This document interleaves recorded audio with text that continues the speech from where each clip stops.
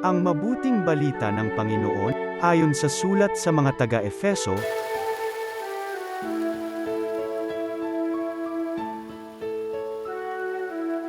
mga kapatid, ako na isang bilanggo dahil sa Panginoon, ay namamanhik sa inyo na mamuhay kayo gaya ng nararapat sa mga tinawag ng Diyos. Kayo'y maging mapagpakumbaba, mabait, at matiyag. Magmahalan kayo at magpaumanhinan. Pagsumikatan ninyong mapanatili ang pagkakaisa mula sa Espiritu, sa pamamagitan ng baklad ng kapayapaan.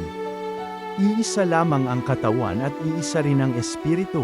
Gayon din naman, iisa lamang ang pag-asa ninyong lahat, dulot ng pagkatawag sa inyo ng Diyos. May isa lamang Panginoon, isang pananampalataya, at isang pagbibinyag, isang Diyos at Ama nating lahat. Siya'y higit sa lahat, gumagawa sa lahat, at sumasa lahat. Ang mabuting balita ng Panginoon.